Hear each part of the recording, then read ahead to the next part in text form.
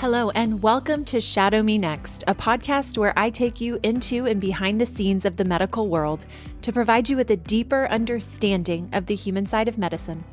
I'm Ashley, a physician assistant, medical editor, clinical preceptor, and the creator of Shadow Me Next. It is my pleasure to introduce you to incredible members of the healthcare field and uncover their unique stories, the joys and challenges they face, and what drives them in their careers. It's access you want and stories you need. Whether you're a pre-health student or simply curious about the healthcare field, I invite you to join me as we take a conversational and personal look into the lives and minds of leaders in medicine.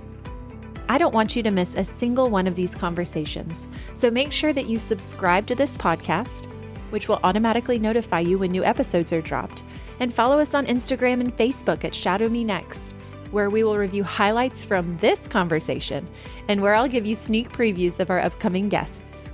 There's a certain kind of person who runs toward the chaos. Today's guest, Dr. Josh McConkey, is one of them. He's an emergency physician, an Air Force Reserve commander, and a combat veteran who served with special operations teams in Iraq and beyond. He's also a husband, a father, and the founder of the Weight Behind the Spear Foundation, a movement built around the idea that teachers, coaches, mentors, and everyday people are the force that make great leadership possible. In our conversation, Dr. McConkey opens up about the realities of emergency medicine, the pressure, the privilege, and the toll. He shares how combat shaped his view of service, why leadership begins with community, and what it really means to live with purpose in a generation facing both a mental health crisis and a crisis of meaning. This is a conversation about resilience, humility, and remembering why you started. Please keep in mind that the content of this podcast is intended for informational and entertainment purposes only and should not be considered as professional medical advice. The views and opinions expressed in this podcast are those of the host and guests and do not necessarily reflect the official policy or position of any other agency, organization, employer, or company. This is Shadow Me Next with Dr. Josh McConkey. Dr. McConkey, thank you so much for joining us on Shadow Me Next today. You have a wealth of information that you are going to share with us because you've had a wealth of experience across the board. So thanks for being here and thanks for being willing. Thank you very much. It's been a wild 20-some years, I tell you. I bet. How would you, when you are describing yourself in front of a group of people, perhaps even just medical people, what titles do you use? How do you fit yourself into a box? You know, some of the unique experience I've had overseas, like in Australia and New Zealand, they don't really use the titles, right? Everyone's on a first name basis. And especially in the emergency department, what I've found is, when you start to get those hierarchies, there's very good studies. I know in aviation, I'm an Air Force flight surgeon as well. In aviation, there's lots of studies that show increased error rates and things, the higher that hierarchy gets. But, physician, military commander, Pulitzer Prize nominated author, I've got all kinds of crazy titles. But for me, the most important ones are, father, husband. Those are probably the most important to me. I think that's fantastic. I think that's a really good reminder for all of us that just because we have a title or just because we've done some things doesn't necessarily make us an expert, doesn't necessarily make us the person that we want to go to. But in your case, it absolutely does. I am so impressed by what you've done and not just what you've accomplished, but what you are passing on to future generations, to specifically young people, things that we absolutely desperately need to be developing. So thanks for doing that. Let's talk about a day in your life as an ER physician. I think that would be a fantastic place to start to really get a good idea of what your life, at least in emergency medicine, looks like as an ER doc, and some of the challenges perhaps that you might have experienced and your successes, the wins that you found. Yeah, so emergency medicine is a very unique specialty in that there's a lot to know. You can't possibly know everything, of course, but you're a jack of all trades. You've got ENT and cardiothoracic surgery and a little internal medicine, family medicine, OB. It's just anything could walk through the door. You have no control over it. And I'm an adrenaline junkie. I always have been. I'm a military physician. I've served with combat search and rescue, special operations, aerospace medicine in the Air Force and the Army. I flew medevac in Iraq. So I like to stay busy. I like to kind of be on that edge a little bit and get that, the adrenaline rush isn't as good as it used to be, right? Once you've been in combat and been shot at and all kinds of crazy things, like the ER is pretty low key. But yeah, anything could walk through the door, which is very, very challenging. You have to think quickly on your feet. You have to thrive under pressure. So when you have those code situations and the true emergencies, I mean, I wish there was more of that, but really it's the bread and butter: coughs, colds, urinary tract infections, a lot of primary care, in the emergency department, a lot of social health and mental health issues, ton of that. So sometimes more than I would like, but you really have to be ready for anything at all times. So that's very challenging to really stay focused because you're pulled in 20 different directions. As corporate medicine gets more involved with emergency departments and hospitals in general, you tend to see some understaffing, and you're really task saturated more than is safe a lot of times. So probably the biggest challenge is just balancing your own personal health and patient safety with the business side of medicine and what administrators and some of these hospital administrators are asking you to do. So that definitely is a challenge. The big wins is I've saved a lot of lives. And when you see a true emergency and you step in and you do what needs to be done, it's never just me. You see some of these physicians with the God complex. It's insane. God is working through my hands, right? I study my tail off. I work my tail off. I put myself in situations where I can be successful, and the Lord's going to use me as he needs to. And I can't save everybody. So that's always difficult when you see people die, and you want to save everyone, but that's just not reality. But the big wins, when you save a life, that feels pretty amazing. And you get to walk into that family and just let them know everything's going to be okay and put them at ease. It's pretty special. Absolutely. You've touched on a couple of things that I would really like to develop a little bit more. You described what a person might need to find success in the ER as a clinician, right? Have you experienced a situation where somebody was in the ER as a clinician and realized unfortunately, they just don't have what it takes? I'm sure that happens, right? And we've never really talked about this. Yes. Okay. All the time. So break that down for us. What does that look like? How do you, have you ever had to go in and step in and counsel this person and say, maybe, let's consider something different? Yeah, so I've been a professor at Duke University, taught in the emergency medicine program. I've taught overseas in several programs in Australia and New Zealand. And you've got a wide range of students, medical students, physician assistant students, from all different walks of life. And then we have residents from all the different specialties that rotate through the emergency department as well. And, there's lots of bright individuals, but a lot of times that doesn't mean that you are clinically, skilled as well. So I've met several physicians. I remember one code in general where I was actually teaching in Chicago for a National Youth Leadership Forum. I was a second-year medical student. I was in the emergency department at University of Chicago. So I'm giving a bunch of high school kids that want to go into medicine some tours. And there was a code being run, and there was a Harvard graduate. All right. Big fancy Harvard. Ooh, super smarty. And I just watched them fumble, missed an airway. We were doing chest compressions on the stomach. And it was it was kind of one of those surreal moments where I just looked at the attending. I had a suit coat on, took off my suit jacket and just kind of gave him a nod and jumped in, started doing chest compressions. Wow. Yeah, it's just hilarious. I mean, I just thrive in those situations. Some people can handle pressure and crazy codes, and some people can't. That's all right. There's tremendous physicians that are dermatologists and immunologists, and good for you. Like, I would be bored out of my mind. Exactly.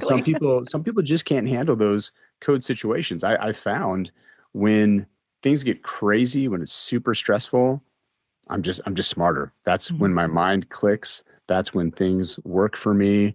I get bored very easy. So I've always enjoyed the chaos in the emergency department. This is a great segue into a question that actually I'm laughing because it's a question I was going to ask, and now I know the answer. You won the North Carolina lottery. right? And Yes. many people would have retired or just celebrated and sat back and enjoyed their little Mai Tais on the beach. But now I know the answer to why you didn't do that, right? You would have just Yeah. gone No, crazy. there's so much more you can do. I've actually used that money. It's helped me get the messaging out for my book. I Mhm. started a nonprofit organization raising money for Western North Carolina and promoting community engagement. I just once you've served in combat, and I've carried body bags of American heroes, and you see people that have sacrificed everything, I wake up every single day. That's what I think about. I'm very Mhm. blessed. I'm very fortunate. I've got a wife and 3 kids, and I just wake up motivated every single day. I have to make this world a better place. I have to make their sacrifice worth it. And so those are the things that motivate me. It's absolutely incredible. And thank you so much for doing that. You mentioned your platform, you mentioned your foundation in your book, Be the Weight Behind the Spear. This is also your leadership philosophy. It's so powerful. Tell us a little bit about what this phrase means to you. So that personal leadership ethos, I've been very fortunate. I've worked with special operations. So I was medical director for PJs, Combat Mm. Search and Rescue. And these individuals are amazing, like jumping out of helicopters, taking down bin Laden, rescuing the children in the Thai caves in 2018. If you Yes, remember a yes. few years back, that soccer team Mhm. that was trapped, crazy stories from the team. I mean, just unbelievable stories. They all have someone in their life that gave them the amazing confidence to do what they do. So Mhm. teachers, coaches, volunteers, like family and mentors. Like that's what makes them so special. That's what sets America apart. That's the weight behind that tip of the spear. And so the book and the ethos is just getting people involved. That's my call to action to get into your community, go coach, volunteer in medical schools and or churches or schools or go to the animal shelters, right? Those animals can be emotional support animals for somebody. So Right. everybody has something to give. And I think a lot of people discount their role in our society, Mhm. but they have tremendous skills. Like everyone has a different set of skills. So use your skills and get out there and just pay it forward to the next generation because they really need the help.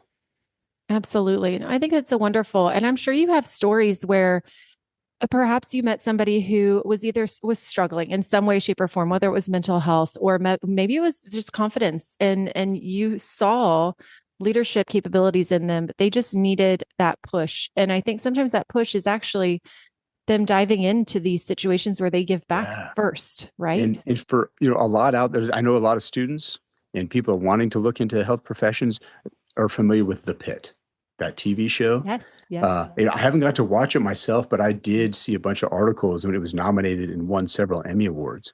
And Mhm. they showed some clips from an episode where Noah Wiley just kind of had this just breakdown and talking just because we see horrible things all the time, just Mhm. death and destruction and people at their worst. And there was actually one of the characters on the show was having suicidal thoughts, and Mhm. and he kind of casually made some comments to, like, don't do it on my shift, man. Like, come on.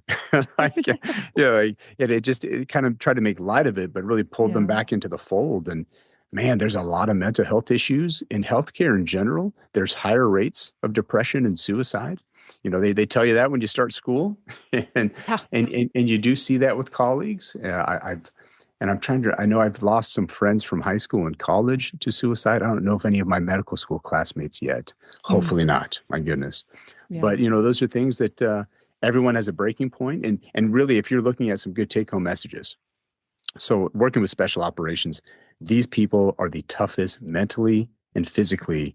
I mean, on planet Earth, and they still have suicides in that population. Wow. So everybody has a breaking point. Mhm. Bad things happen, life happens, and don't be afraid to reach out to friends and colleagues or mental health practitioners. Like the emergency department is always wide open for you. Yeah. I've seen physicians and healthcare people come to the emergency department, and I sit down with them, and I sit down, cry with them, like, hey, Mhm. it's okay, man. Like, you came to the right place. We're always here for you. We can always get you mental health. So, I'm really proud of being that safety net for America. Absolutely. And I think it brings up an interesting point. I was just speaking with a patient about this yesterday. Medicine has become very specialized, right? It's not the once upon a time GP, family GP, where you and your mom and her mom and your baby all went and you got all of the care that you need. We're very, very specialized. And yet, we still are capable of and enjoy talking about a wide variety of these health concerns. Weight management is one, right? Either Oh yeah. obesity, being underweight, relationship with food, anything to do with mental health, right? We all need to be able to and willing to have these conversations with people. I think that's what medicine's all about, right? Not just to Yeah, be, yeah. not just, well, it's mental health. I mean, could you imagine being in the ER? Oh, it's mental health. It's not really my thing. So Well, let me, and let me don't be send you a afraid to talk specialist. about it, because No, people are like, oh, well, if I bring it up, now they're going to think about it. Like, no, I promise. They were already thinking about it. Okay. Like, you have to talk about it and get it out there because, like, right. just it's the taboo or, oh man, we shouldn't talk about that. No, it's completely incorrect. You know, they're hard conversations, but you are used to having hard conversations. I mean, speaking to young people generally, period, is difficult these days, but especially speaking to young people about leadership and about mental health. Here's a question for you. In a world where social media often rewards popularity over principle, how can young people build just authentic integrity? How can they just be so true to themselves? So critically important. So Mhm. my episode on Teen Kids News on mental health and the I COVID loved that generation one. Yes. just aired. So it just came out. So if you go on YouTube, just Google Teen Kid News. I think it's episode 2304. Or you just probably Google my name with it. It'll pop up. It's a great episode.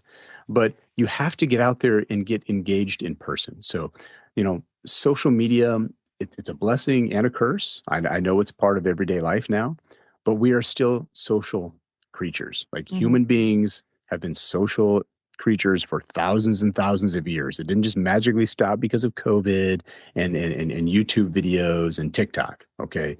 So you Mm. have to get involved, like face to face. And the best way you can do that is get out in your community. I say volunteer, Yep. coach, teach, just get out there and coach a T-ball team. I mean, it's crazy. They just run around and throw dirt at each other. They're It's wild. fun. The more you get involved or go to those animal shelters, Hmm. there's so many community organizations that need your help. I mean, the local soup kitchens, and there's lots of faith-based organizations. During Christmas, this time of year, Yes. Samaritan's Purse does a wonderful a volunteer activity where everyone they have these shoe boxes they just fill up with all kinds of great things for kids and send them all over the world. There's so many things that you can do to help contribute, try to make the world a better place. That is helping your mental health as well because you're engaged, you're part of something that matters. It's you're not just sitting there watching the video screen all day. Exactly. Dr. McConkey, I'm imagining these, specifically these high school and college students hearing us talk about, get involved and make sure that you're studying hard. And what would you tell them if they said, but Ashley, but Dr. McConkey, I don't have time. I don't have time to I do all of know. this. Where do I make time? I mean, you are the So perfect person to speak to yeah, making time. this is what makes that's what sets you apart. Yes. Because guess what? Everybody applying to professional school, PA, medicine, nursing, everyone's got pretty good grades. Okay, you don't see the flunkies applying to make it into school. You have to set yourself apart somehow. So you put those things on your CV, you get out there, you volunteer, you're part of this organization, you coached a youth soccer team. That gives you amazing things to talk about in your interview. Mhm. Because, okay, there's a gate, all right? Everybody that makes it through the gate, everybody that gets an interview, guess what? You're on the same level playing field now. Like, oh, this person had straight A's 4.0. Well, okay, whatever, great. Just because they're super bright doesn't mean anything. So you have to, once you get that interview, what makes you different? What sets you apart? What makes you unique? If you can talk about those types of things, your church, the teams that you've coached or you've volunteered in some health organizations, there's so many things that you can use to set you apart. That's going to stand out in an interview. They're going to recognize, they're going to see those leadership skills because that's what they're looking for. They're looking for the future of your profession. Mhm. Who's going to be a leader? Who's going to make a difference? And your grades may not be all straight A's, but they see what you bring to the table on the leadership and the volunteer side of things. That makes a huge difference. That is going to set you apart. So, those things matter just as much as the grades. You're absolutely right. And Dr. McConkey, I would love to hear you speak to this because I think you could really paint us a picture. We tell these students these things. We say, develop resilience by volunteering and by putting yourself in uncomfortable positions, hone in those leadership skills. Does that does it actually work? Have you seen it actually drive these students to success in their careers? Yeah, 100%. And the people that push themselves to just, you can't be afraid of failure, right? Mm-hmm. So get out there. I mean, maybe join a theater group, right? I mean, do something crazy. I mean, just those things that put you in a very uncomfortable zone.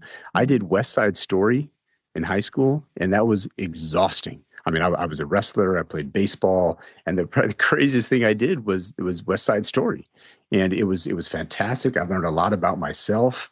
I generally did not enjoy like performing in front of people or public speaking, any of those things.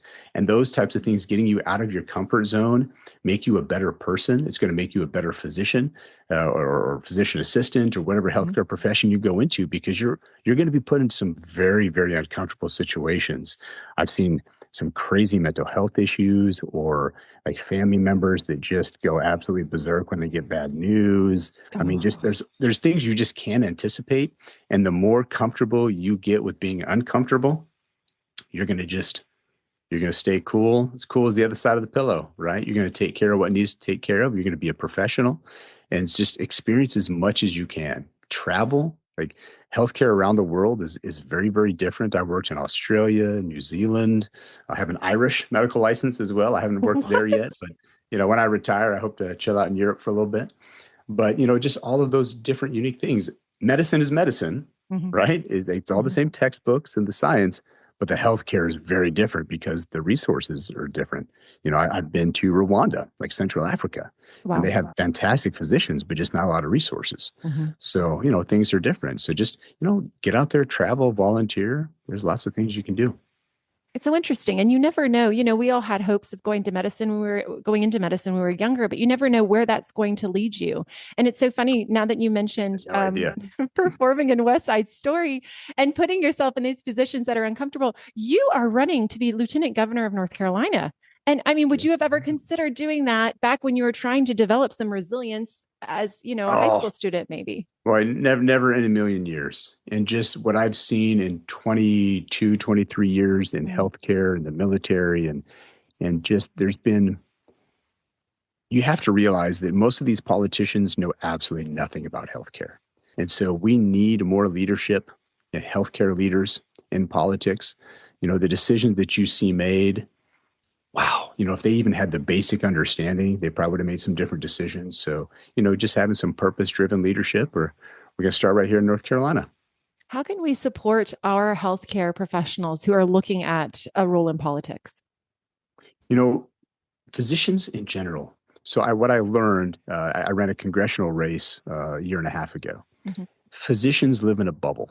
Healthcare providers live in a bubble. They're very, very smart.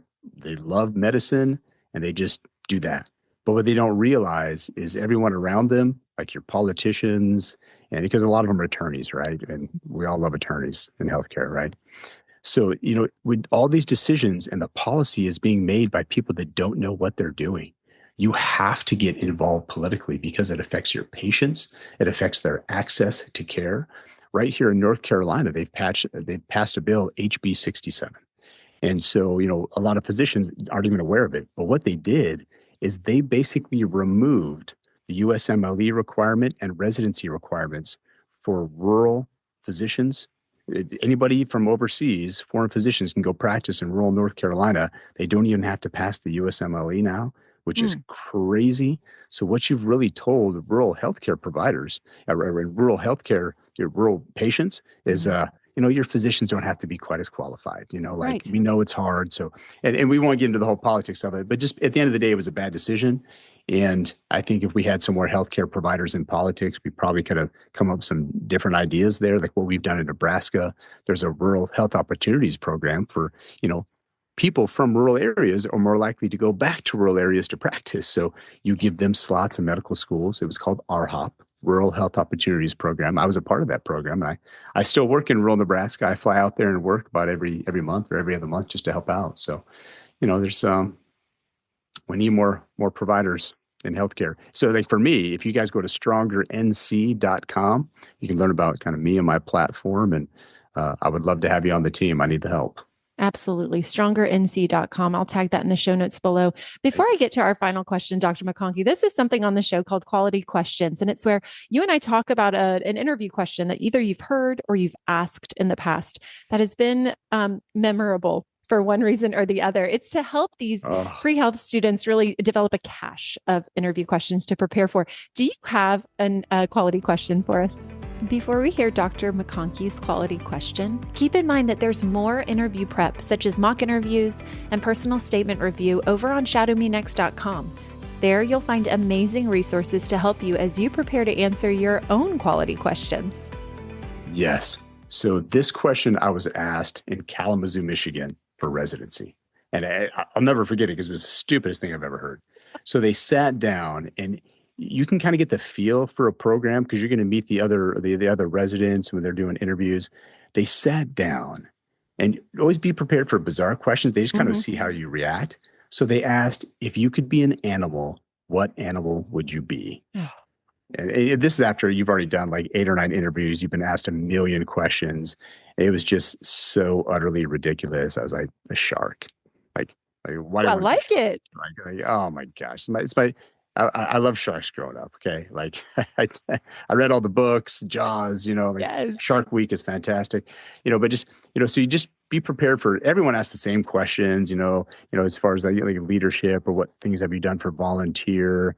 I used to do the mock interviews for other kids in rural Nebraska. I was at Bottsville General Hospital. It's a very small rural hospital. And they had a health professions club.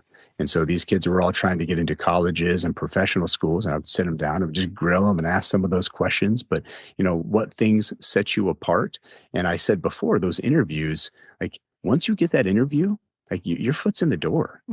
You're on the same playing field as everybody else. And maybe they went to Harvard or Yale. Like, it doesn't matter. Like you're at the same interview. And so what makes you different? And so that's where you get to shine. Talk about yourself, leadership activities that you've partaken in, your family. Just they want to know about you. I mean, everyone gets good grades, right? That's what it's about. That's important. But the interview is where you get to talk about the rest of you. And that matters just as much. And forming that personal connection, which we've already talked about, is so important. And if you haven't practiced that by volunteering in difficult situations or giving your time back as a coach for a T-ball team, if you haven't practiced that in your life, faking that during an interview becomes very difficult. They can tell. Right? They can tell. Yes, absolutely. Absolutely. Let me ask you a final question before we wrap up. You have said that we are facing 2 converging crises here, at least in the United States of America: a mental health epidemic, which we've talked about a little bit, and a decline in purpose, which is so important to me in medicine to talk about purpose. Tell us why these 2 things are connected. Yeah. So you talk about like that purpose, that why, like what drives you. If you are in healthcare because your mommy and daddy want you to be in healthcare, it's not going to be a fun ride for you, okay? Because it is brutal, it's emotionally taxing. If you go into healthcare because you generally want to help people, or maybe you're just the math and science nerd and you just love the curiosity and like solving problems, and great, because the world needs you. It needs you desperately. And it'll open doors for you that you never knew existed. For me, with the military, with special operations, working overseas, Australia, New Zealand, Rwanda, I've been all kinds of crazy places and I've loved every second of it. Healthcare opened that doorway for me. I grew up in a rural town, Alliance, Nebraska. My dad's a railroader. My grandfather was a railroader, and my great-grandfather. So I literally was the first McConkey to go to college. So for me, my future was joining the railroad and living in Alliance, Nebraska the rest of my life, which it's a great town, but I could not be contained. And for me, healthcare was that doorway to all kinds of amazing things in the world. So what is your why? Why are you wanting to do that? And then as an emergency physician, as a military commander as well, you just see the younger generation that really struggles with resiliency and the mental health issues, a lot of anxiety, depression, and suicide. And there's some policy decisions, a few years ago that really brought that to a head when you shut out an entire generation from school and church and their communities. Boy, they already lived on screens and iPads and iPhones anyway, so there was already some communication barriers there. But we've got a lot of work to do. So the more people get involved with this younger generation now, it's got to be face to face, not screens. Okay, Absolutely. Get out there. And that's how we get through this crisis, because we need everybody to be successful. Like, that's the future of the country. I've been in medicine for 20 some years. I need to retire here in 10, 15 years. I got to hand the keys to you out there. All right. And I need you to be ready and have those leadership skills. So, that's what we're all about. And that is why we do what we do, Dr. McConkey. Thank you so much for taking the time with us, for sharing your story, for really just giving an incredible motivational talk today. I really appreciate it. A lot of fun. Thank you so very much for listening to this episode of Shadow Me Next. If you liked this episode, or if you think it could be useful for a friend, please subscribe and invite them to join us next Monday. As always, if you have any questions, let me know on Facebook or Instagram. Access you want, stories you need. You're always invited to Shadow Me Next.